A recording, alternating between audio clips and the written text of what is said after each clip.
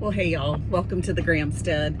It is officially meat chicken season. I am on my way to the post office to pick up 100 Cornish cross chicks. I've already got my brooder set up. It's all warm and ready to go. So I just got to go grab them from the post office and get them unboxed. Figured I'd bring y'all along.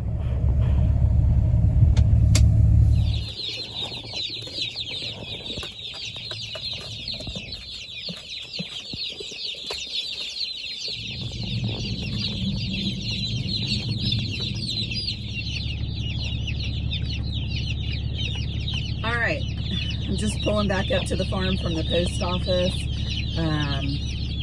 As you can see, it's very chirpy in here right now. It's what 100 chickens looks like when you pick them up from the post office. Trying to get my gate to open here. All right, here we go.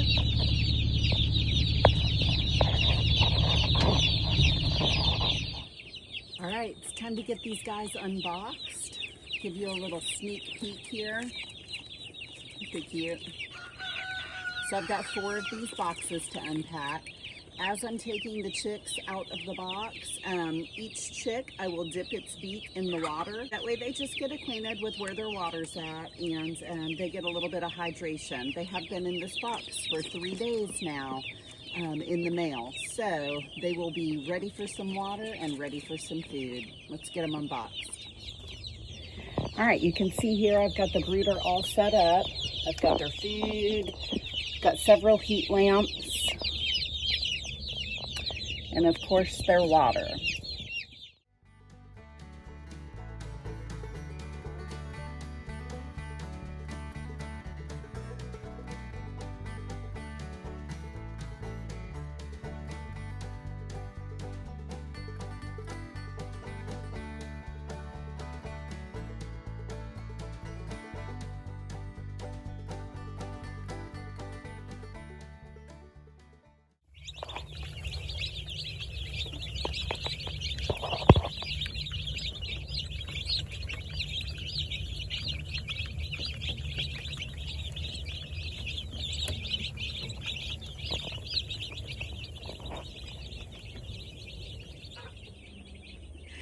And so it begins. There was exactly 100 of them in there. I counted them as I dipped their beaks.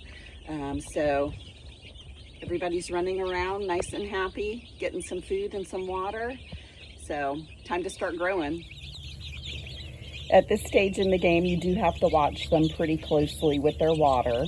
You don't want a water trough that's big because they will fall in and drown. Or they can fall in and just get wet and cold. So I'll check back here several times today just to make sure that nobody is soaking wet. Sometimes I will put rocks or pebbles in the water trough if it's a problem. And that helps keep them from falling in. So you see right now how the baby chicks are acting. Nobody's huddled up under a heat lamp, and nobody is hiding from the heat lamps. So this tells me that this is at a really good temperature right now for them, but it's definitely something that you need to continually check if you're not going to run a thermometer in your brooder.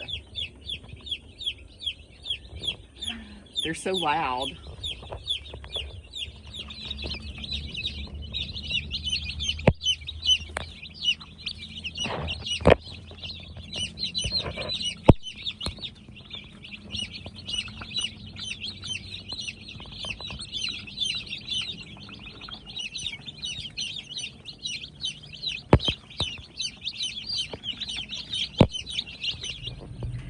All right, now that the meat chickens are all settled into their brooder, the name of the game at this point is just to keep their feed troughs full.